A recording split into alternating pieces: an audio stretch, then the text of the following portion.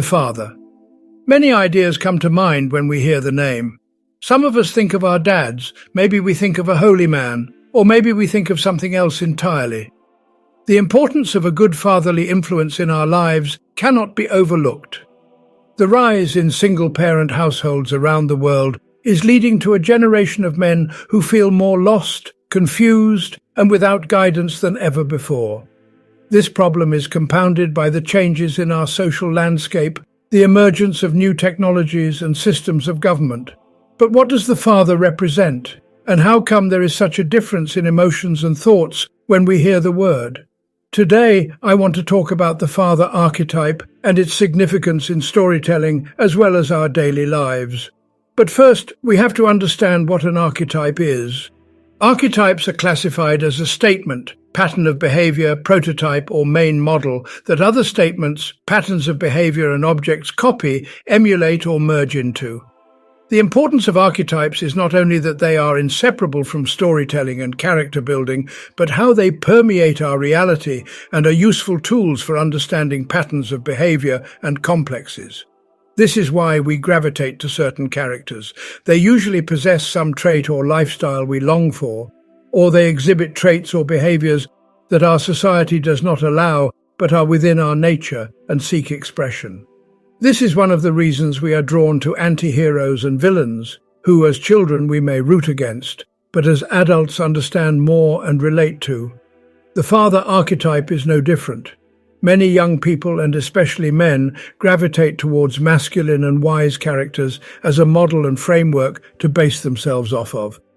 The father archetype provides masculine energy, exuding guidance, discipline, and support. While the father is not one of the original 12 archetypes Jung discussed, both the father and its feminine counterpart, the mother, are aspects of the caregiver archetype. Other archetypes also stem from the father, like the king, tyrant, and the ruler. We can see from some of these names that the father has a somewhat negative connotation to it. This is largely rooted in our childhoods and the carried-over resistance to rules and restrictions.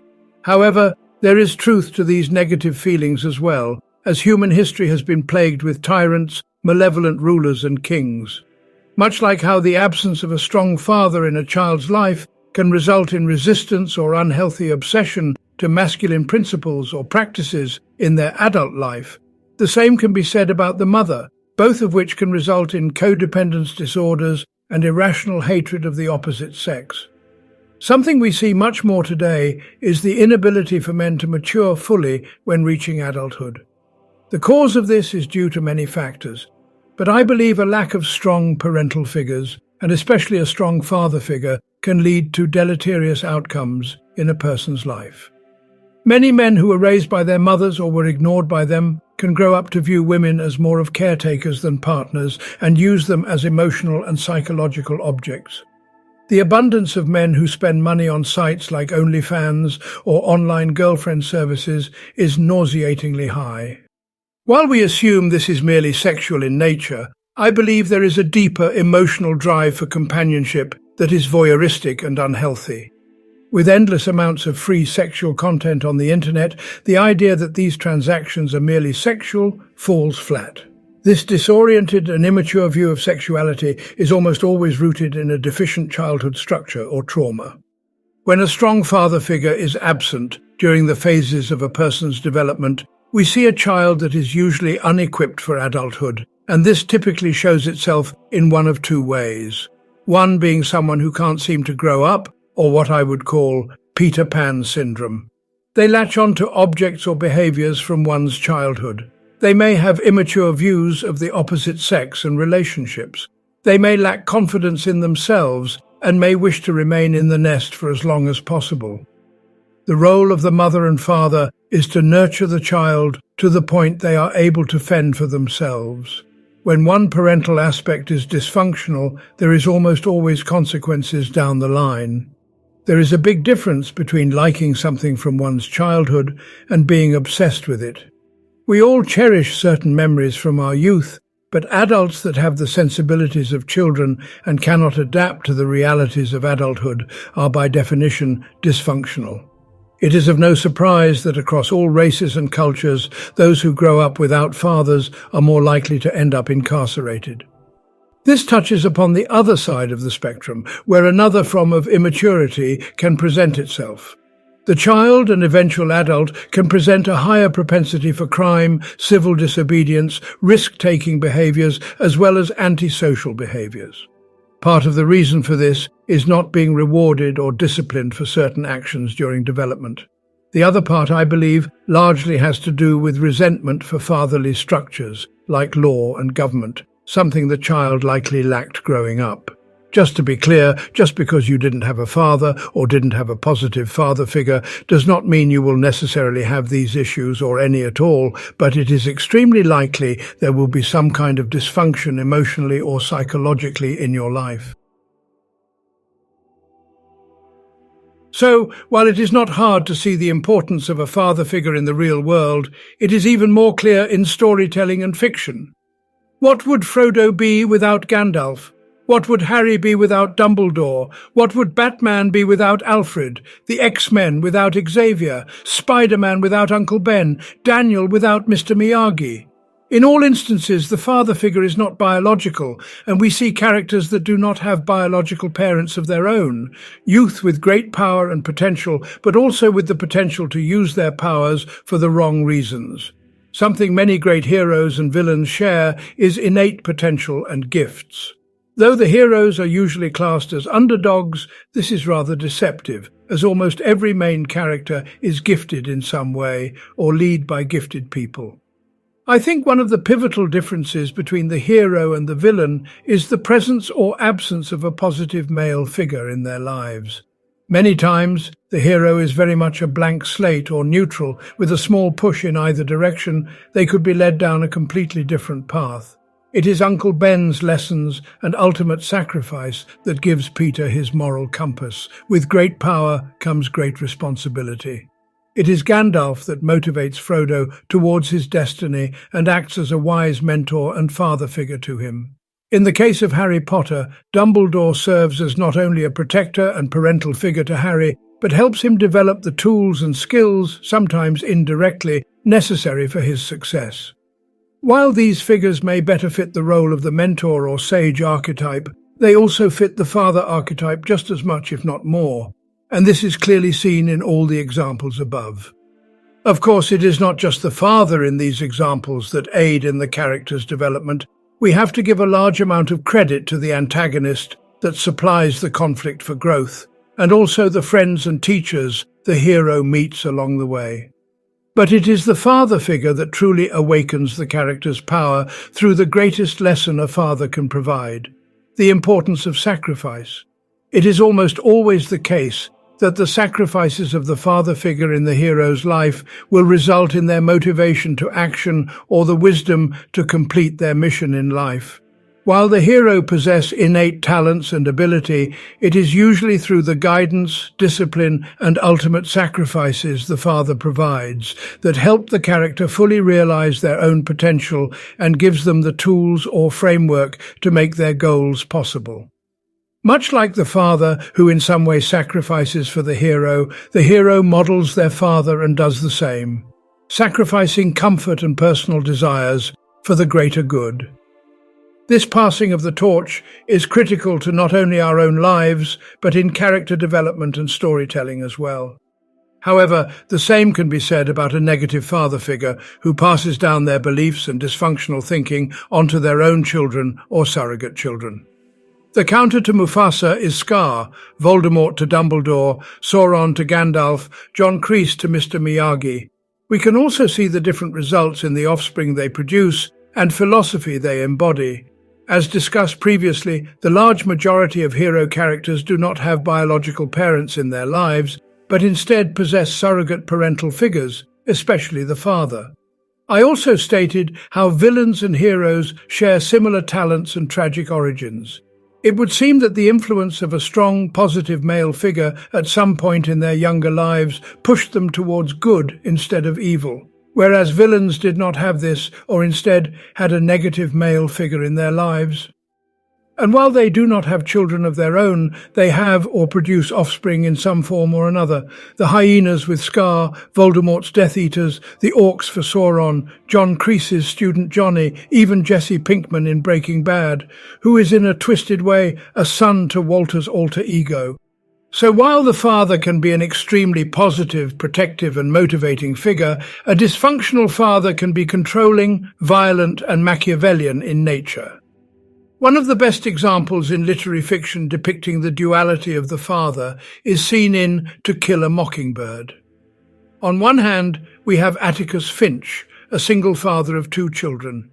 He is a distinguished lawyer and is rumoured to be one of the best shots in the country, earning him the nickname One-Shot Finch. On the other hand, we have Mr. Ewell, an alcoholic and vile racist, who is not only implied to have sexually assaulted his own daughter, but is more than happy to pin it on an innocent man. Later in the story, he assaults children and even attempts to kill them.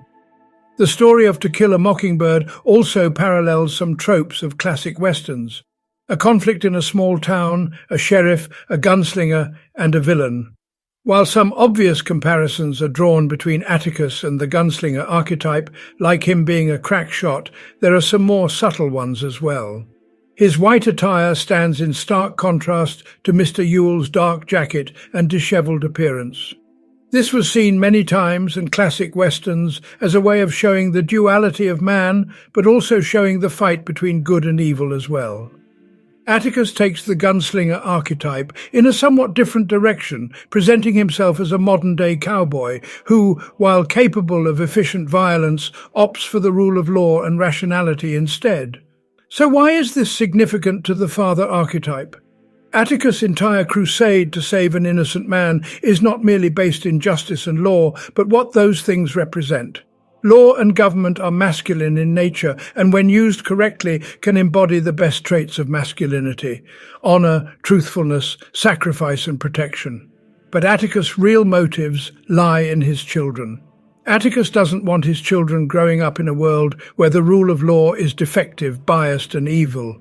He doesn't want his children succumbing to the hatred that is racism and bigotry either, saying things to his son like, "There's a lot of ugly things in this world, son. I wish I could keep them all away from you, but that's never possible."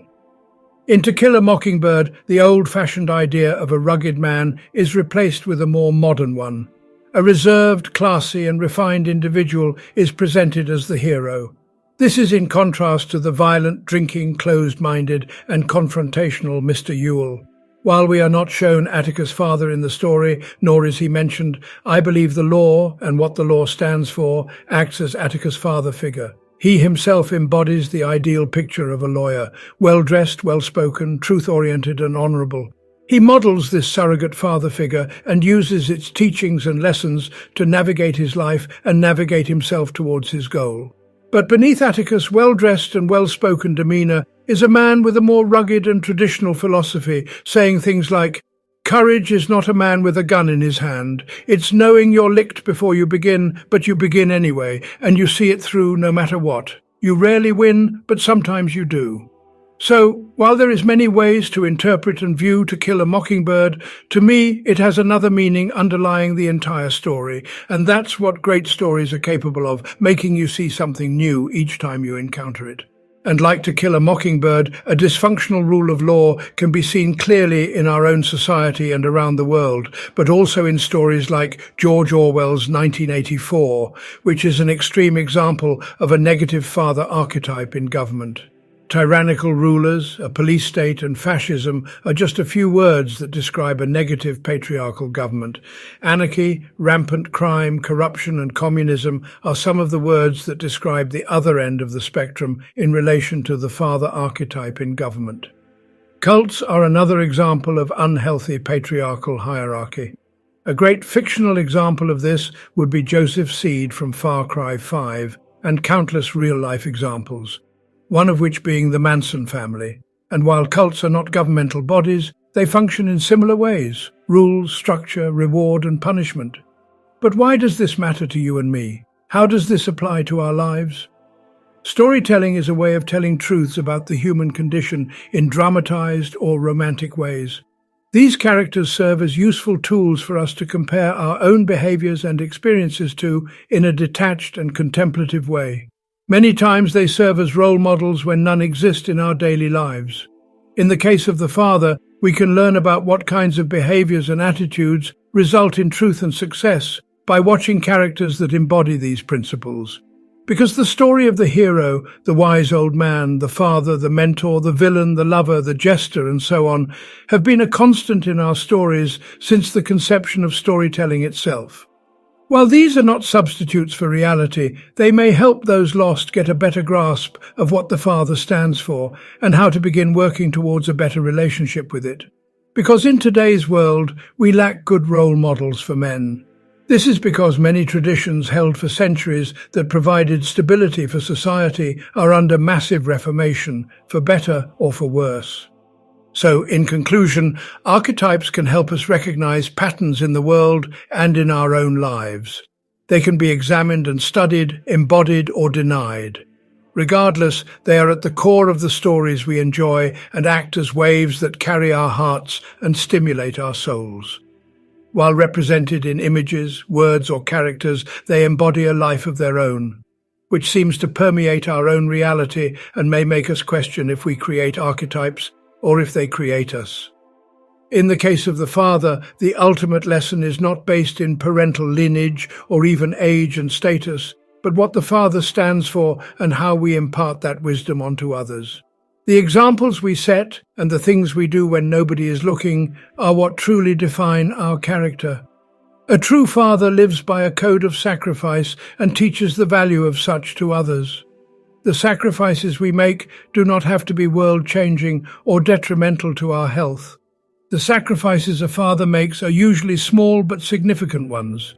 Sacrificing our free time to be with our kids, sacrificing them liking us at times because we care more about their safety and growth, sacrificing our efforts and money so they can have a better life than we had.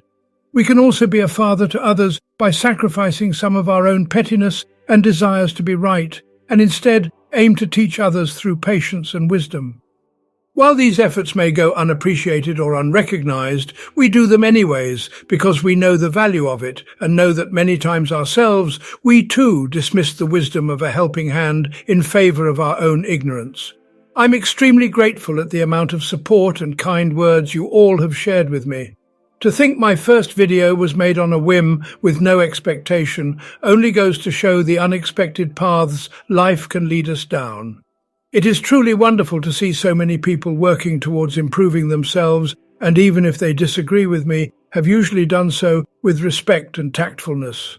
There is so much bickering and mudslinging these days. It gives me hope that these younger generations can find their own way through the dark and seemingly meaningless modern world in a more noble and respectful way.